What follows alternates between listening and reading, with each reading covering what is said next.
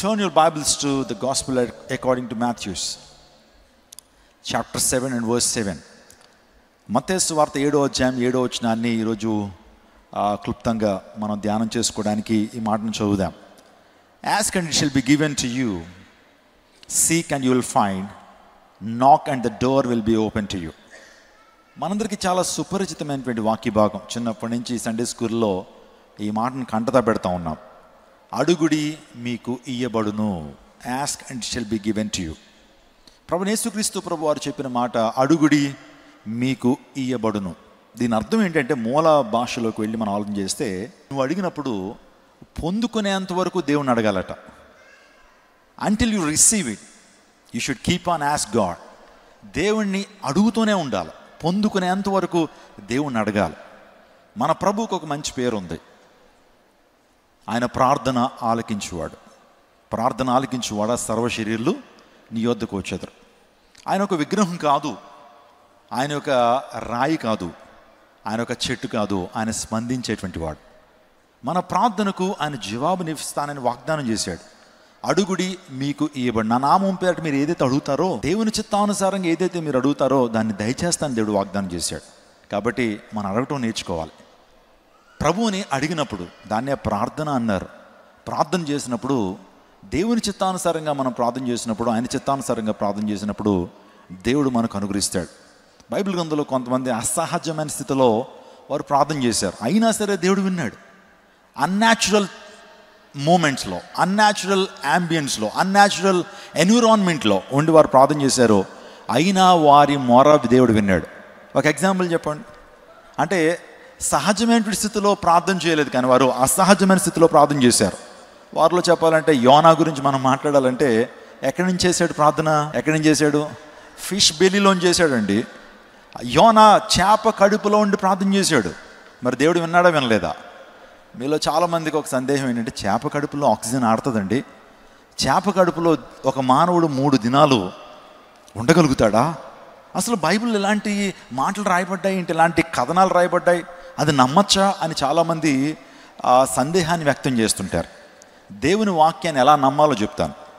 ఒకసారి సహోదరులు బక్సింగ్ గారు, ఆయన బెంగళూరు అనే ప్రాంతంలో ఒక మెడికోస్ మధ్య ఆయన వాడబడుతున్నాడు.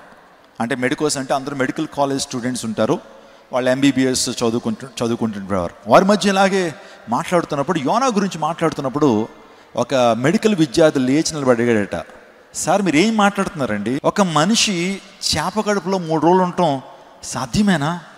మీరేం మాట్లాడుతున్నారు? సైన్స్కి వ్యతిరేకమైనటువంటి ఆ యొక్క విషయాన్ని మీరు చెప్తున్నారు అన్నప్పుడు, నువ్వేం కంగారు పడద్దు బాబు, నేను బైబిల్ వాక్యం మీద ఎంత గొప్ప విశ్వాసం నాకు ఉంటుందంటే, దేవుని గ్రంథమైనటువంటి బైబిల్లో యోనా అనేటువంటి ఒక భక్తుడు, యోనా అనేటువంటి వ్యక్తి చేప కడుపులో 3 దినాలు రాయబడిందని బైబిల్ గ్రంథంలో మనం చూస్తుంటాం. ఇలా కాకుండా ఆ యొక్క మనిషి కడుపులోనే ఆ తిమింగళము లేకపోతే ఆ చేప 3 దినాలు ఉంది అని రాయబడినా నేను నమ్ముతానండి. దేవుని వాక్యము, పరిశుద్ధ గ్రంథము అంత నమ్మదగినటువంటిది, మోస్ట్ అథెంటిక్. నమ్మటానికి 100% ఆస్కారం గ్రంథం ఈ ప్రపంచంలో ఉందంటే అది పరిశుద్ధ గ్రంథం మాత్రమే. ప్రైజ్ గాడ్, హల్లెలూయా. దేవుని వాక్యంలో ఉల్టా రాయబడినా సరే దేవుని వాక్యానికి ఉన్నటువంటి స్పష్టతను బట్టి, దేవుని వాక్యానికి ఉన్నటువంటి ఘనతను బట్టి నేను నమ్ముతానన్నాడట.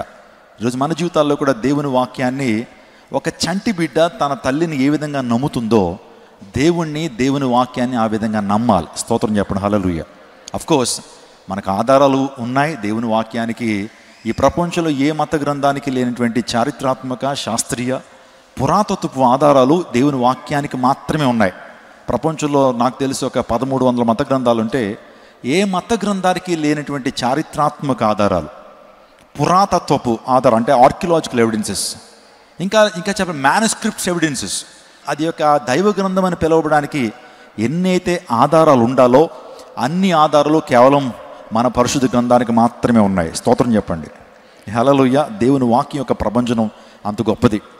సో మనం జాగ్రత్తగా ఆలోచన చేస్తే దేవుని వాక్యాన్ని మనం నమ్మాలి, దేవుని వాగ్దానాలను నమ్మాలి.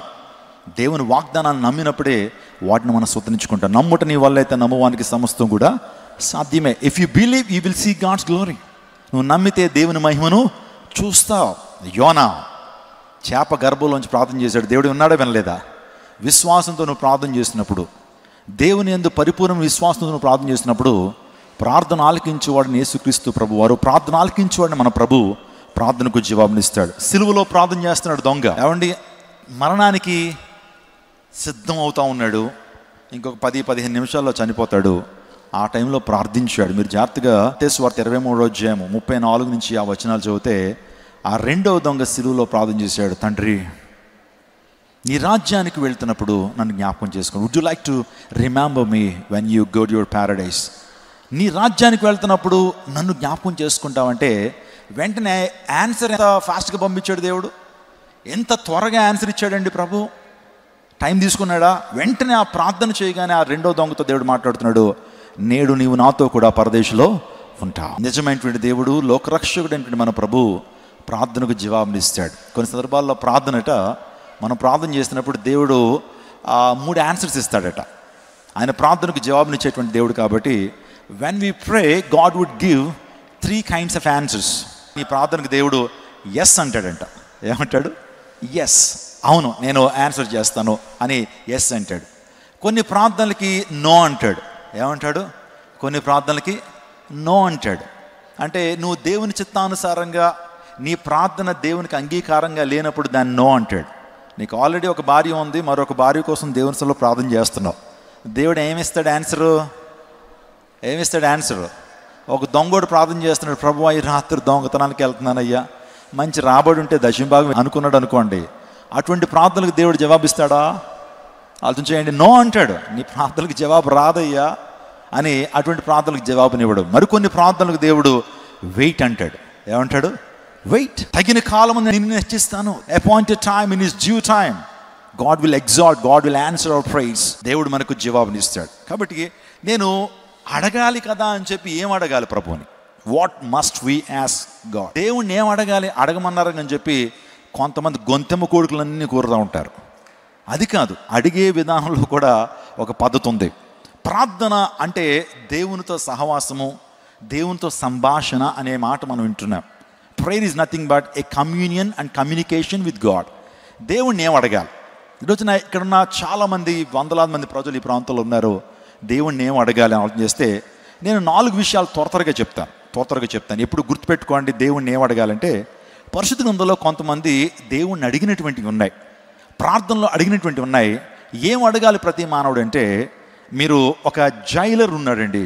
మీరు అపోస్తల కార్యగ్రంథం 16వ అధ్యాయము 30 నుంచి 33 వచనాలు చదివితే అక్కడ ఒక జైలర్ కనబడతాడు. వారిని వెలుపలకు తీసుకుని వచ్చి, అయ్యలారా రక్షణ పొందుటకు నేనేమి చేయవలనెను.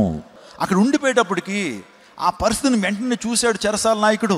అయిపోయింది, నా ఉద్యోగం అయిపోయింది, ఈ యొక్క అధికారులు నన్ను చంపేస్తారు. ఎందుకో తెలుసా?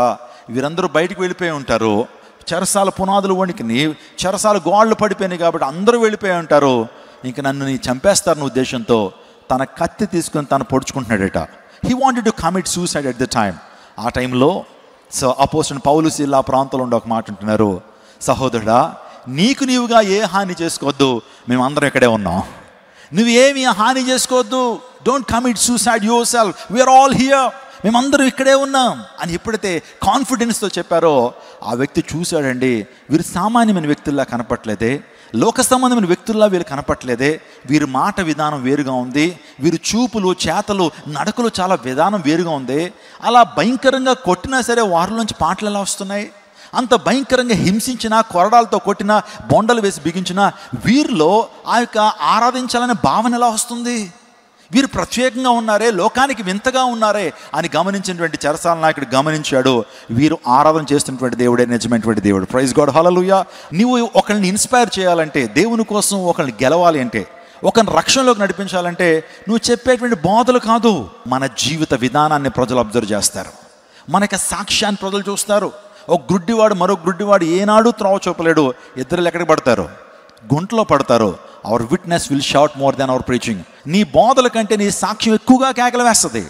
అందుని బట్టి ఆ పౌలు శీలను చూసినటువంటి, ఆ సాక్ష్యాన్ని చూసినటువంటి వ్యక్తి అంటున్నాడు దగ్గరికి వచ్చి, అయ్యలారా రక్షణ పొందడానికి ఏం చేయాలి? Sirs, what shall I do in order to be saved? నేను రక్షణ పొందడానికి ఏం చేయాలి? ఎప్పుడైనా అడిగావా? తను అడుగుడి మీకు ఇవ్వబడినంటే దేవుని సన్నిధిలో మీరు రక్షణ అడగండి. దేవుని సన్నిధిలో పాపక్షమాపణ నిమిత్తమైనటువంటి రక్షణ అడగండి. దేవాదేవుడు మీ జీవితంలో రక్షణ భాగ్యాన్ని కలుగు చేస్తాడు. యేసు ప్రభువు ఈ లోకానికి వచ్చింది రక్షించడానికే కానీ శిక్షించడానికి కాదు. Jesus Christ did not come to this world to establish any religion. ఆయన మతాన్ని స్థాపించడానికి రాలేదు. ప్రతి వ్యక్తిని పాపము నుంచి విడుదల చేయడానికి యేసుక్రీస్తు ప్రభువు ఈ లోకానికి వచ్చాడు.